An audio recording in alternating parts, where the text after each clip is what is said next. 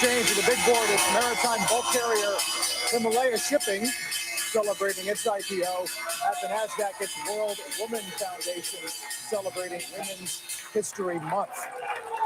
Speaking of, well, let's look at the breath fill in here, Jim, as we hold 46 feet. Well, And did people who were... You have it pretty green across the board here. Honestly, the PCE numbers were fantastic today. I think, look, you know this. Worst case scenario is inflation stays hot, and then we're effed because the Fed will not cut rates if inflation stays hot. The Fed will only cut rates when they are convinced inflation is over. I personally am convinced of that with almost certainty. The report today was fantastic because what did it tell us? It told us that the inflation pain is going away. We had 0% PCE growth on goods. And not only did we have 0% on goods, but we had 0.2% on services, which is fantastic as well. So I personally very, very, very excited about this inflation crisis going away, obviously. And it reiterates the Nike swoosh. Now, again, I like to be of the mindset that the worst thing to do is just keep reiterating your position. You have to be aware of what could potentially take your position down. And the biggest thing that could crush the Nike swoosh is a resurging inflation, because then we'll start pricing in Paul Volcker again. Fortunately, thank goodness, and knock on wood that it continues, but fortunately, it does not seem that a resurgent inflation is a serious issue right now. Now, that's not to say it won't become an issue. And obviously, we'll be paying attention to the next CPI reports here for March and April. But I actually think this report is phenomenal, and the market should be going up on this. So I'm very optimistic.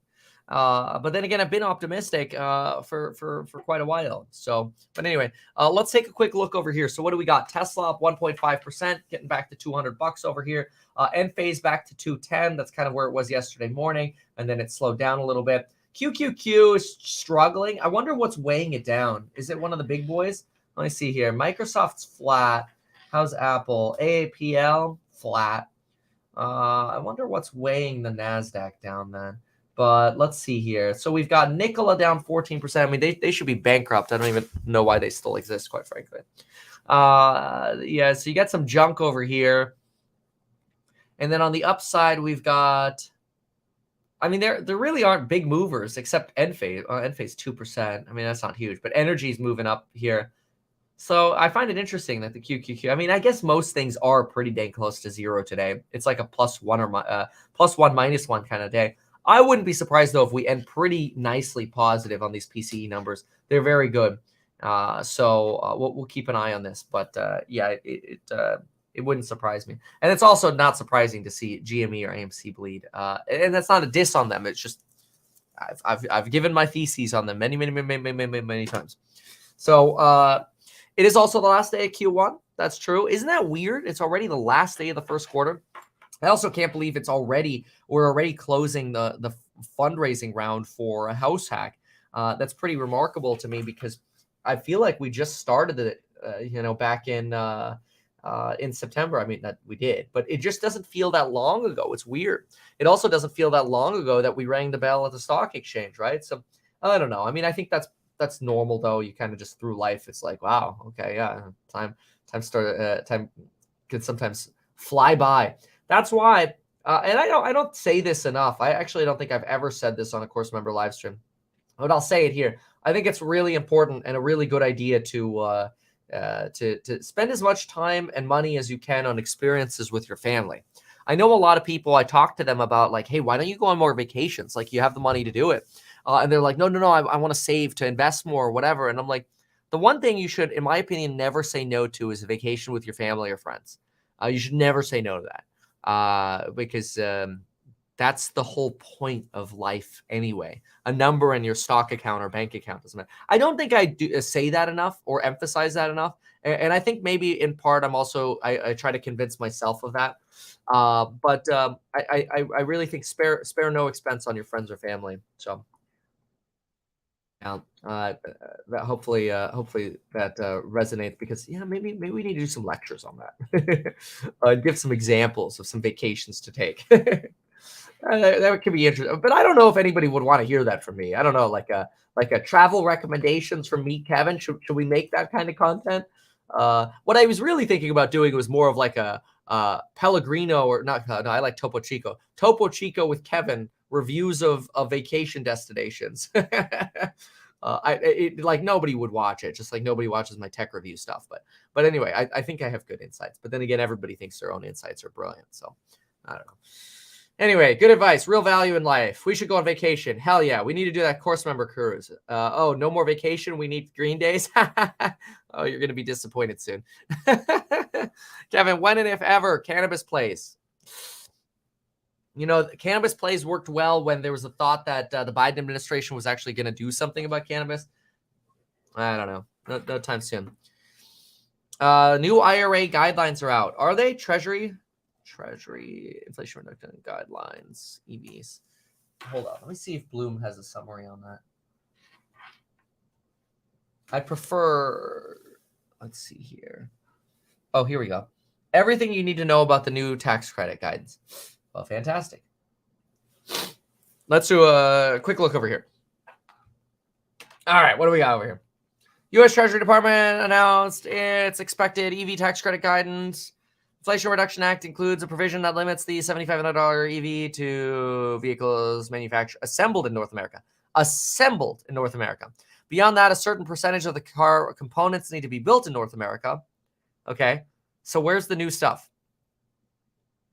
The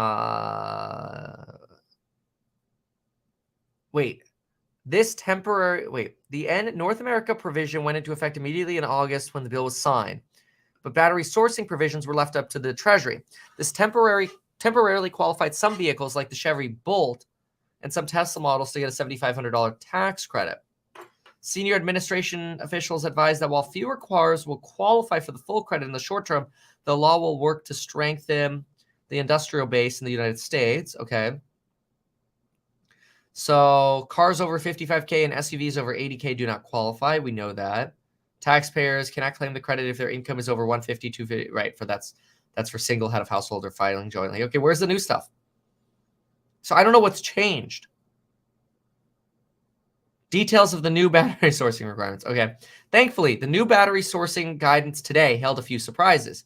It is, however, going into effect a little later than expected, April 17th rather than the end of March. So buyers will have a couple more weeks to purchase an EV before the tax credit amounts are reduced. So everybody who rushed to buy a Tesla would actually have another 2 weeks to do so. Okay. So basically 2 more weeks. Okay. And then what? New guidance. So new buyers will have a couple more weeks to purchase an EV before the tax credits are reduced, as the new guidance will be applicable to vehicles placed in service after the 18th. To meet the requirements of the Inflation Reduction Act, manufacturers must ensure that battery critical minerals are extracted or processed in the U.S. or anywhere we have a free trade agreement. Okay. Treasury will take a lenient look at free trade, which will include all of these South American countries as well. Oh, also Singapore. Oh, that's interesting. Korea. Oh, that's fantastic, actually. No components must manufacture. After 2024, batteries must contain no components manufactured or assembled by a foreign entity of concern. That includes China, by the way. Yes. Okay, that's for all parts. TBD. There's a lot of TBD here. One step closer. We got 2 more weeks, 2.5 more weeks. Okay, so basically you got 2.5 more weeks and a very loose free trade rule. Got it. More to come. Good deals in the Dominican Republic for a vacation on a budget. Waiting for baby to hit at least 18 months. Baby to hit. Your baby coming in 18 months. How do you plan that so perfectly? Where in the Nike swoosh do you think the market is in? Well, so it's a fair question. I actually think the Nike swoosh is going to be very, very long. I think it's going to be a 10-year swoosh. So I think the 10-year swoosh probably like there, So we're down from where we were, right? But we're off bottoms. So, but I think this is 10 years. All right. So it's going to be a hot minute.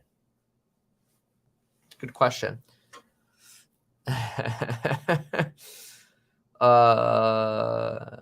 Let's see. I love to go to sporting events and people tell me it's a waste of money. No, that's a mistake. That's really a mistake. You should absolutely go to sporting events. I don't go out of my way to watch sports, but when I get invited to a game, it's a great time. I love it. Or watching the Super Bowl, I love it. Or watching fight nights, so fun. Love it every time. I wish I would do it more. I will look at your section 27 there on PM. But if you ask a specific question here, I can help. But because it's going to be a while, because we've got some quite a bit of a flight schedule coming up. But then we're going to be going back into lecture season. So maybe when we go back into lecture creation season, that would be the time to bring that up again.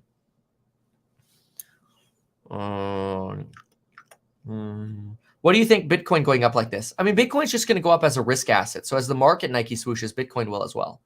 That doesn't make Binance not a scam.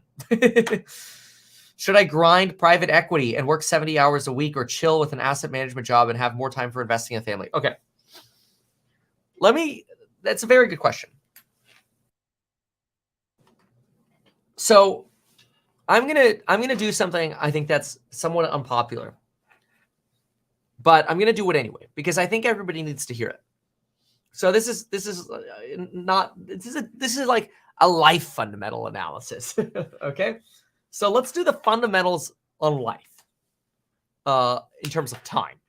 So here's how the game is played. You have 24 hours in a day, which means you have 160 hours a week. Now, this is mind-blowing to people when I do this math because they don't believe me. They think I'm nuts. They're like, can you do the math again? Because I don't believe it. If you sleep 7 hours a day, 7 times 7 is 49. You're going to allocate 49 hours to sleep. Okay? Watch what happens now.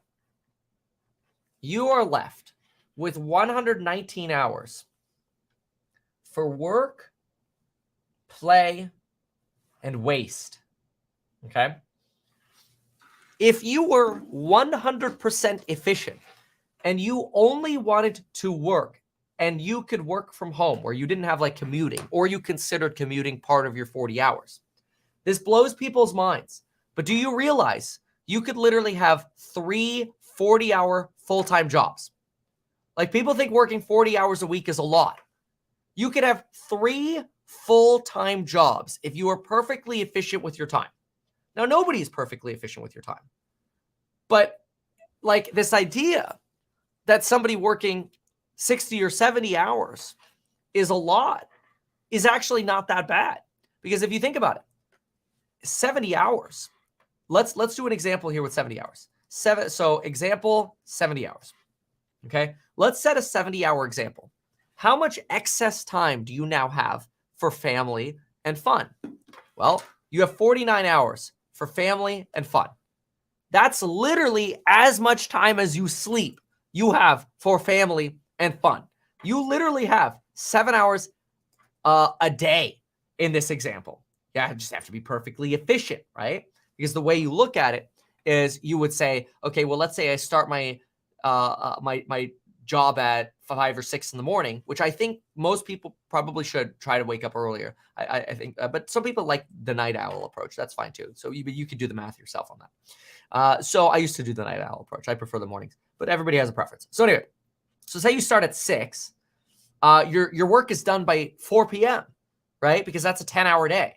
10 hours a day times 7 is 70 hours, right? And you could work a little longer. Maybe you work to 5 or 6 on the weekdays and a little less on the weekends, right? But it's just as an example here. So you get into a good routine and you're not sleeping 10 hours a day on the weekends and kind of screwing your whole sleep schedule up, right? That's part of being inefficient.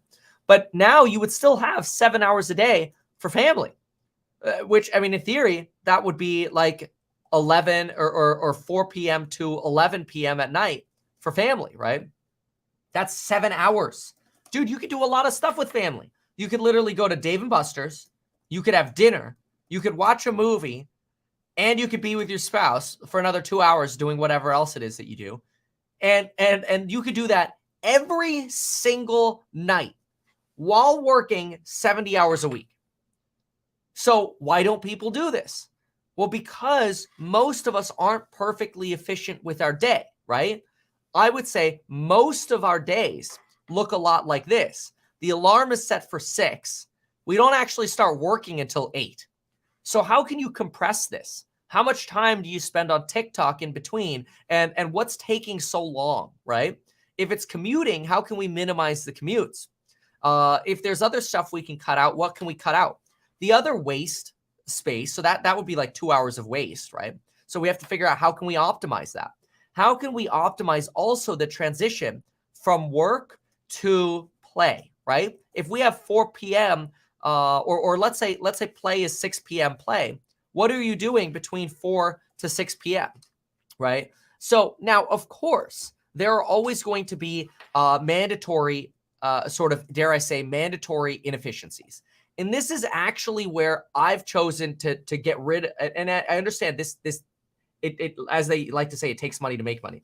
But I've gotten rid of many of these mandatory inefficiencies in my life. And you might not be able to get rid of all of these, but a lot of people ask me about this, like, how do you have so much time? How do you have enough time to do all that? Well, so you try to get rid of mandatory inefficiencies. What's an example of getting rid of mandatory inefficiency? Well, so I hire somebody to cook and do laundry and to do grocery shopping.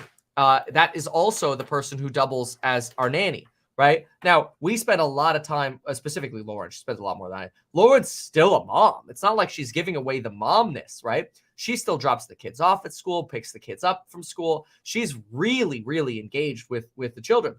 But the point is, she's not spending her time doing this stuff, cooking, laundry, groceries, cleaning the house, cleaning the toilets, doing the landscaping, like as much of this extra stuff. You want to ideally get to where you can get rid of this, because this should be your family engagement time. And then you can work more. Like, so if you're asking me, hey, should I work 70 hours a week at this, I don't know what you said, hedge fund. I'm just going to call it hedge fund. It was something like that. It was some financing.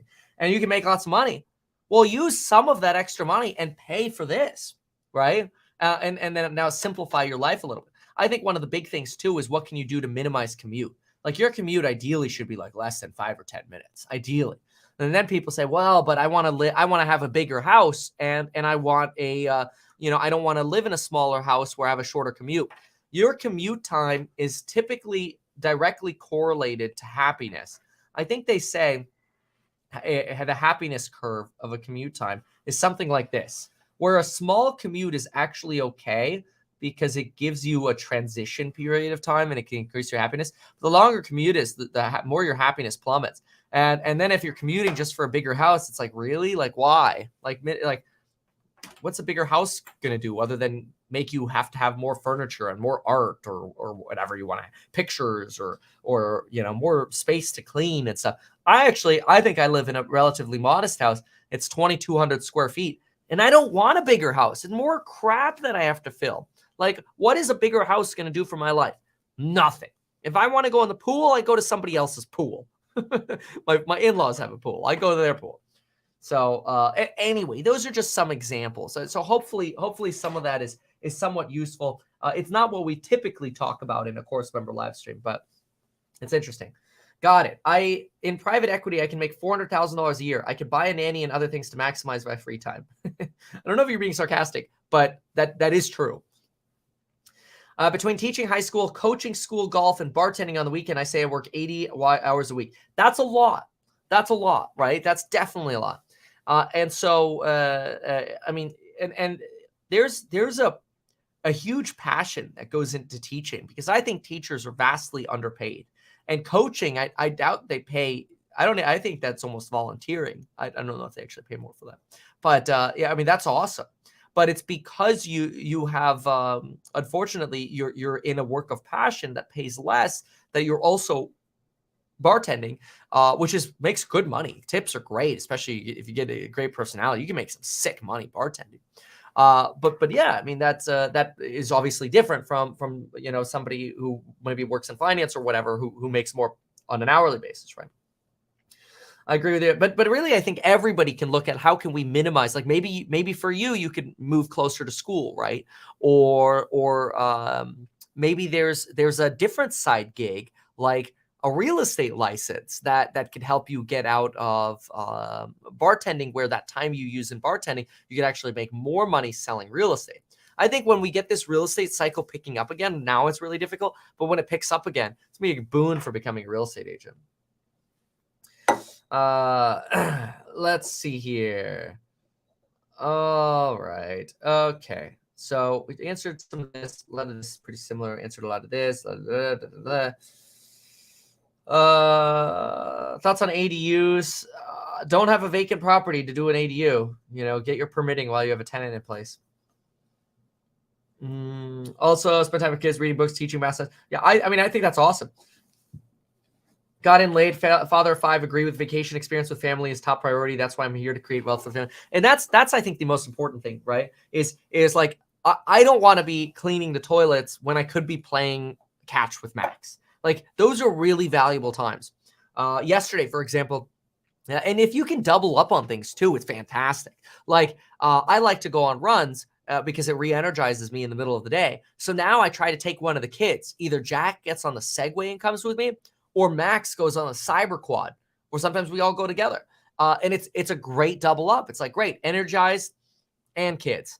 And then I can play catch with Max later or whatever, rather than cooking. So while we even do, like, it's okay. I somewhat dislike this, but we also have like a meal prep that will bring us meals. So like if we want a chicken or salmon and rice and veggie meal, we just microwave it. Now it's custom made, and I don't like microwaves because they do kill some of those water soluble vitamins. They can basically burn through about 50% of them. But in terms of like proteins, it's not so terrible. Salmon, chicken, and just have twice as many veggies and you're good is sort of my thesis. But that's sort of more of like, I'm hungry right now, and then it's like a minute later there's food, right? That's nice too. Again, I'm just looking at every level of efficiency. So let's see. I'm a firefighter, work 24 hours at a time. What's more efficient than making money while you sleep? I agree with you. And when I was a police explorer, we were always pissed at you guys. But then again, I have to say, I have done a 24-hour ride along. Actually, I think it was like more like 26 or 27 hours. But I've done a ride along with y'all, and it's hard because that alarm goes off at like 3 a.m. You're just like, oh, As cool as that sounds, it is hard. You got a messed up sleep schedule.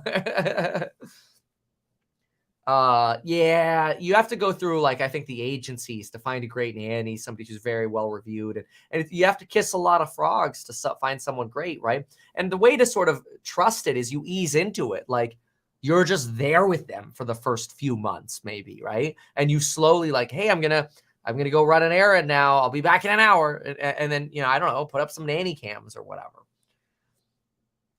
So anyway, all right. So that gives us a little bit of some life fundamental analysis. Again, not what I expected that we would be doing in the course member live, but we did it anyway, so that's fine.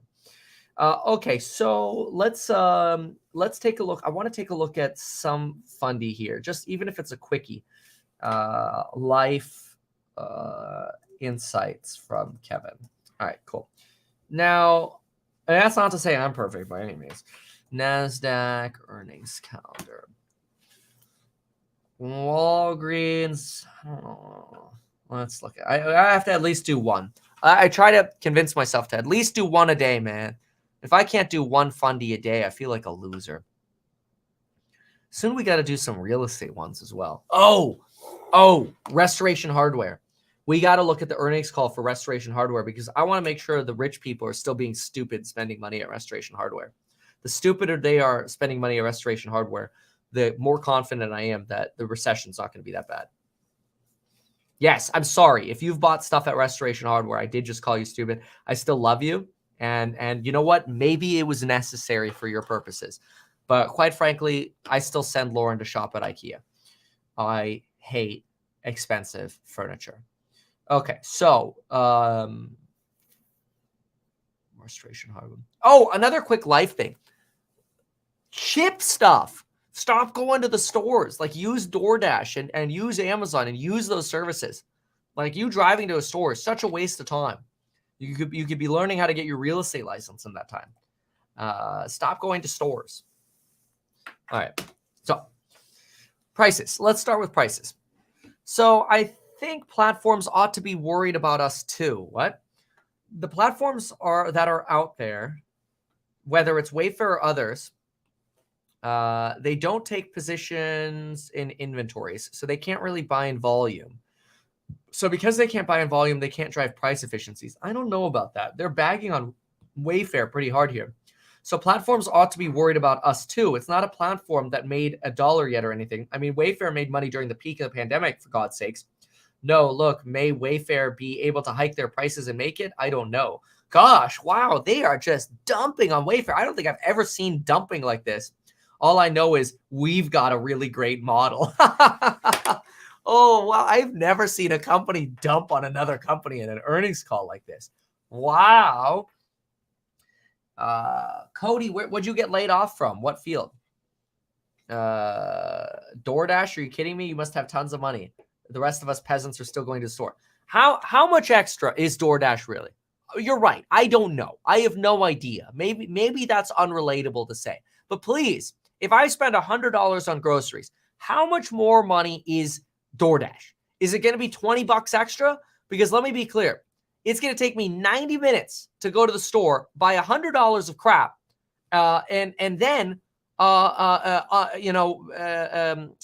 pick it out, go there, pick it out, and drive home. That's going to take me 90 minutes. You know what I could do with 90 minutes? I could study for my Series 7 broker license. Come on, man. Somebody says, I promise it costs 30% more to do DoorDash. Or it can't be 30%. Let me see. 20% makes sense. Instacart does free delivery on groceries if you spend $35. Yeah, I mean, that's my point. Like, don't spend money on like one bottle or like one thing of nuts. Like, go buy a bunch of stuff, you know? And if your Chipotle's 5 minutes away, maybe that's not a big deal. I'm talking about like $100 of groceries here. I'm talking about your weeks of groceries. And if you're going to the grocery store more than once a week, you're doing it wrong. Stock up, man. Like, stop buying cut up melons that you have to buy every 2 days and buy the big melons and cut them. Or, you know, your nanny cuts them while they're watching the kids. DoorDash. I mean, apparently everybody's into this idea that DoorDash is fine. Use Walmart Plus. Look at that. Free deliveries from orders over $50. Look, okay? So just be efficient with it. So now, if you could get a free delivery with Walmart, why the hell are you going to the grocery store? Walmart Plus delivery is free. Same price in store. See, look at that. Okay, stop ragging on me for the 30%. That's a huge saving, whatever. Use Walmart, okay? Jason says I'm detached from reality. Well, I just got back to reality, okay? DoorDash sucks. Walmart Plus it is. Now fight me with Walmart Plus. And yeah, Walmart Plus is free with the Amex Platinum. I was not going to mention that because that also sounds unrelatable. I do know that. I save so much money from no impulse buys, but from Walmart Plus because I never go to the grocery store ever. See, look at that. You don't take your kids to the grocery store. They don't want to buy Nerf guns. Now you're paying the same price. It's free delivery. So don't complain anymore about this 30% thing. Use Walmart Plus. Now I'm going to text Lauren why we're not using Walmart Plus.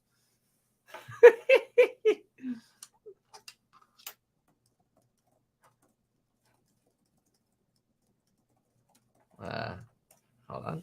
Lauren.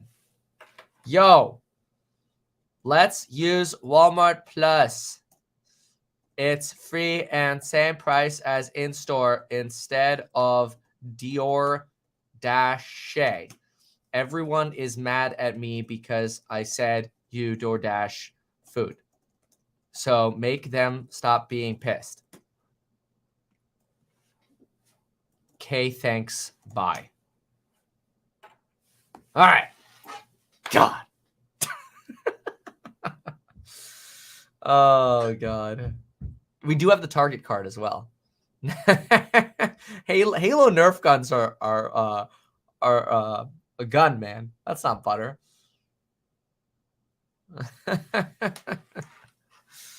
Ay ay ay. Ay ay ay.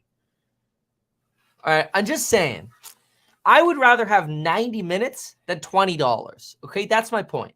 I'd rather have 20 minutes to study on like doing a real estate deal that's going to make me thousands of dollars than 20 that like I think that's being penny wise and pound foolish. It's like I'm going to go to the grocery store and save $20 when you could be getting a real estate license or becoming a financial advisor or working on your business or spending time with your family.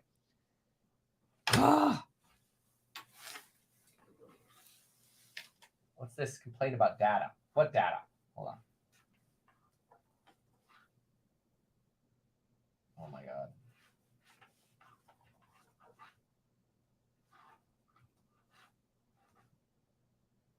Oh my God.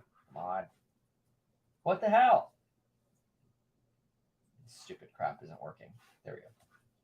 Trying to get to see what this data is. Oh my God.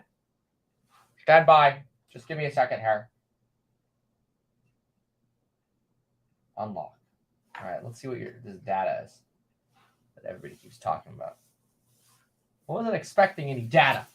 7 a.m. Oh, it's the sentiment. Oh, yeah, it was. Sentiment, 62. So sentiment comes in a little lower than expected. 63.3 was the expectation. 66.4 was the expectation for current conditions. Came in a little low, 66.3. 1 year inflation expectations drop to 3.6 from 3.8. That's great. But the 5 to 10 year ticked up a little bit from 2.8 to 2.9. That's okay. The 1 year dropping is fantastic. I think that's great. That's a nice little drop there. We need a travel Kevin channel. How about showing your kids to economize while grocery shopping? Yeah, I could do that like once a quarter. Do I need to do that 2 times a week? Hell no. It's a waste of time. Waste of time. And this idea of like, oh, don't buy a $5 Starbucks. It's like the most moronic thing ever. It really tells you, like, the people that are like, don't buy a Starbucks because it's too expensive are literally telling you you are incapable of making more money yourself. I'm a big fan of abundance mindset, and you should be thinking about what's next. What's next in my life? If whatever you are doing right now, what's next? I'll just quickly give you my example on this. Okay, so I had no idea what the hell I was going to do. I thought I was going to be either a cop, work for the FBI, be a video game designer. I never thought I'd be doing any of this crap. I took too many days off of studying to be prepared for debate to actually learn anything, I feel like. Oh, I still think I learned stuff from debate. But anyway, so I worked at Hollister, and then after they found out I volunteered at the police department, they basically fired me. Then I worked at Jamba Juice, and I worked there for a year. And after I got a 5-cent raise, I'm thinking to myself, like, yeah, I ain't doing this forever. Like, what's next? So I'm actively making it my job to figure out what's next. That is key. If you make it your job to figure out what's next and you dedicate time to figuring out what's next in your life, you'll actually figure out what's next in your life. So then I got a job at a restaurant. So I got instead of a 5-cent raise, I got a dollar raise. So I started working for more money right away. Then I became an expediter. But as I was realizing this was going to end up being a dead end as well, I'm like, well, what else can I do? Oh, how about I become a professional? Well, how can you become a professional without a college degree? Well, real estate license works. So I got my real estate license in 2011. No, it's 2010 I got licensed.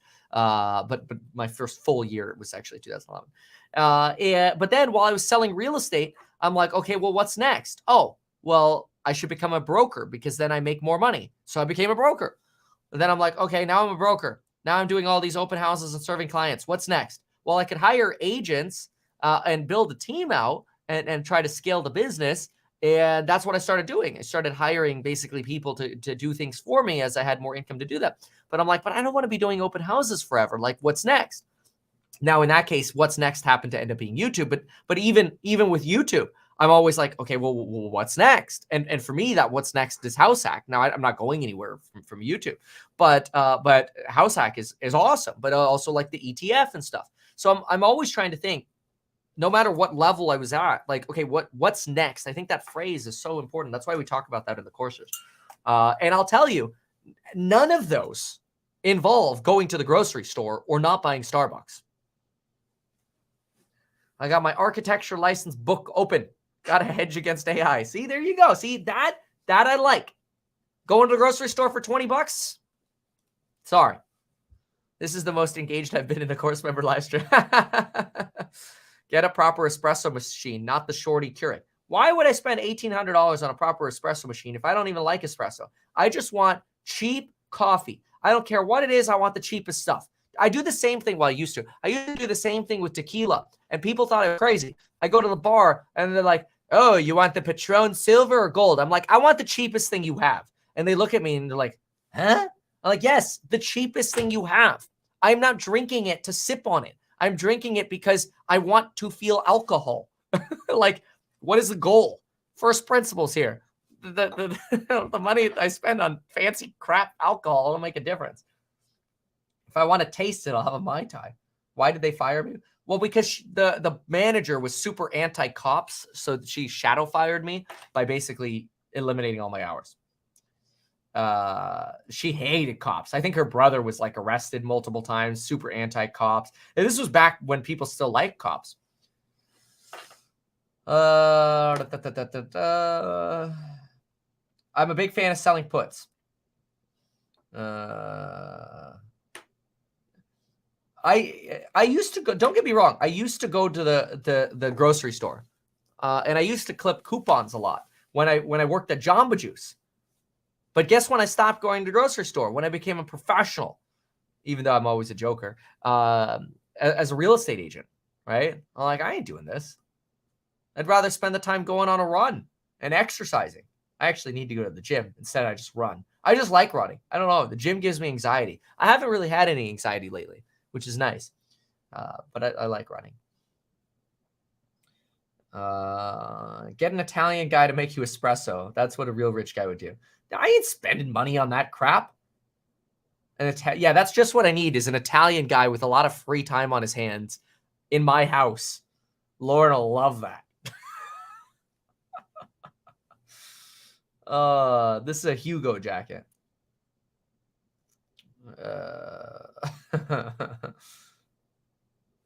Oh yeah, there is a button undone. Thank you for that. This one always does that. I clip coupons. I only buy if it's on sale or have a coupon. Coupons are actually a way to get you to spend more money. You have to be careful about that because then you're like, oh yeah, I should pick up on some more of those. I'm a cop, but it is trying to make more money in the finance world. Yeah, the problem is with law enforcement is you have to like work a crap ton of overtime hours to get that time and a half to really make the pay solid. But that's I mean, it's doable because you could put in, you know, as we said earlier, 67 hours and have really good a really good income. I think the best thing as a cop is quite frankly buy as much real estate as you can and get your real estate license. Because you've got, as a cop, you work those overtime hours, which a lot of departments are handing out because it's so hard to recruit right now because it has become unpopular to become a cop. It's like, I feel bad because when I was an explorer, it was 2008 and it wasn't the way it is today. But yeah, because of that, it's actually become hard to recruit, but that actually gives you more of an overtime opportunity at many PDs. But you could get, the cool thing now is you could use that to qualify for a lot of house. Somebody here says cops are overpaid. I really disagree with that. I mean, $60K to put your life on the line out here in certain parts of Cali? No way that's overpaid, man. No way. Dealing with the crap and the homelessness, and you're dealing with the most jaded part of society. Going into domestic violences, and somebody's going to pull a gun and shoot you. It's terrible, man. No way. No way. Anyway. All right.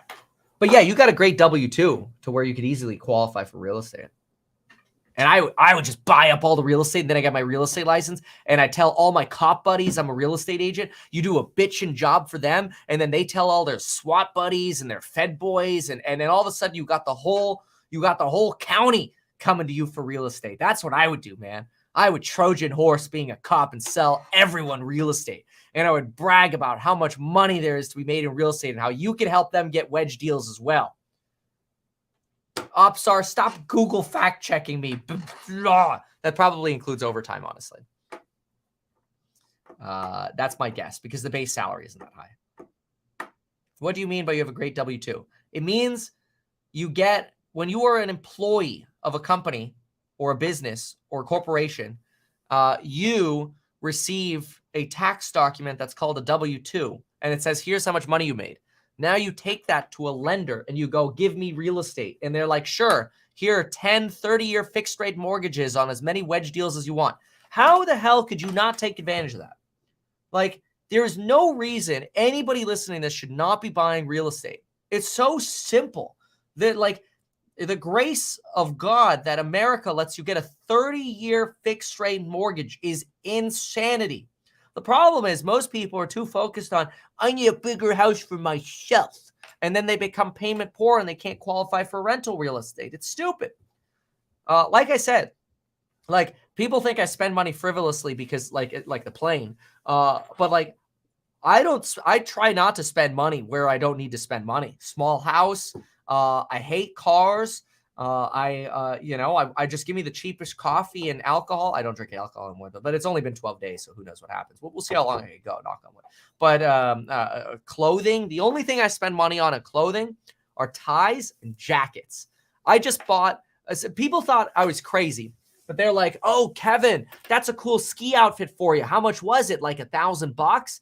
And I'm like, what? $89 on Amazon. The jacket, because I'm not filming when I'm skiing. $89. The jacket and pants pair was $89. A furniture, IKEA. Come on, man. Don't stocks make much more money? No, they don't. No, the Tesla Model S was a mistake, dude. I got the Model S because I thought I would be able to test full self-driving, and it took a year to get it. The Model S was a ripoff. I would never recommend the Model S or X to anyone. It was a mistake. Look, I make mistakes, but I'll tell you about it. I think the cars are stupid. Anyway, like, you should buy if you want a new car, get a new Corolla. I know that's going to make some people cringe, but I'm serious. Like, these Toyotas are freaking bulletproof, man. Anyway, it's a very ranty live stream today. All right, I need to get through this crap. So where is this? You start spending time on pricing your business from week to week, not on building your business. You focus on price, not the product. Okay, so they can't raise price. If I push the promotional button right now in our business would go up 10 to 20% overnight. Right. Okay, got it. So how do you cut through the noise? Read the letter. I'm cutting through the noise. That's what we're doing. We're not panicked. We're not nervous. Methinks thou protest too much already. From an economic perspective, get a little more normal in the housing market. Interest rates and inflation under control. Yeah, because as housing gets hurt, restoration hardware. Dude, this is entertainment. Do I wish yelling will just tell everybody that we're going to backstock everyone's saving and dance? Just tell everybody that it'll calm everybody down? We got to go downtown. Dude, what is this? This CEO is losing it. This is quite entertaining. I'm going to end up reading this whole piece. I really don't want to go through all of it right now. I'm just looking for highlights. But yeah, this is quite entertaining. To me, it sounds like they've lost some of their ability to raise prices, and now they're getting asked to reduce prices. Operating margins will drop. We're forecasting operating margins are going to drop to 13 to 14%. See? Pricing power waning. Of course it is. Operating margins were... Wait a sec. No. Sorry. This right here is the full year. Well, I could see what the last year was. That's the full year. That's the first quarter. So a little bit of a drag in the first quarter. I'll look at the full 2022 margins in just a moment. Okay. We're not doing anything different in terms of margin. We guided to a midpoint at 16. You got 17.5. Fine. What was last year? We'll find that. Margin. Okay.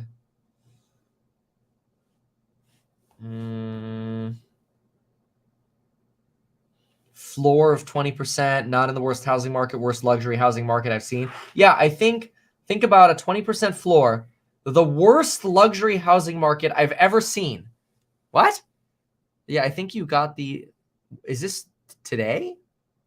I think in the third quarter, luxury housing, fourth quarter, luxury, if you think about where luxury housing has been, was down 18% in the first quarter of 2022, down 28% second quarter, down 38% in the third quarter, and most recently down 45% in the fourth quarter, which means because we're talking about months and they're really going down, it means the last month of the fourth quarter was down close to 50%. Then you get the refi market. Wow. Which means luxury business. Dude, this guy's freaking out. He's literally freaking out. It's the worst market I've ever seen. Stop talking to me about price. All right, I'm going to read this whole thing, but I have to say, this is hilarious because I have never seen somebody lash out at Wayfair and slam housing like this. Restoration Hardware Investor Relations. This guy's freaking out. This is fantastic because we don't want to see prices going up. All right, let's see what the results were. Why are they so pissy? Is the stock going down or what's going on? No. Oh, yeah. Oh. Yeah. That's why he's pissy. That's the week chart. Yeah, what were their margins? This is the most pissed off CEO I think I've ever read an earnings call from. I should reach out for an interview. That would be so fiery. Oh my gosh. All right, so what were their margins?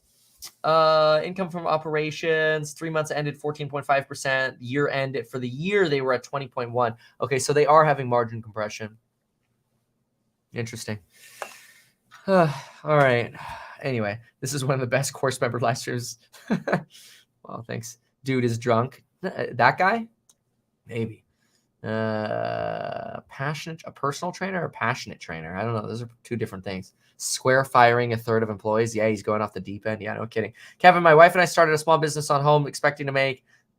Oh, that's great. When should I quit my job already? Not in this market, man. I mean, the only way you should quit your job right now is if you could get more income by having more time for your biz. But if you just want time off, not now. Wait until we conquer inflation. I promise you, you should wait. Like, give it another 9 months, man. Okay, just get through 2023. Do not give up any source of revenue right now. I don't care what you have to do. You have to make an OnlyFans. You make as much money as you can right now. I'm looking at an off-market, unoccupied property. Does the course have a template to send a letter to the owners with? No, but a letter to the owners is going to do you nothing. What you should do is figure out their phone number by paying for the premium subscription on Spookio or White Pages or whatever. I got to go. Thanks for being here. Yeah, bye.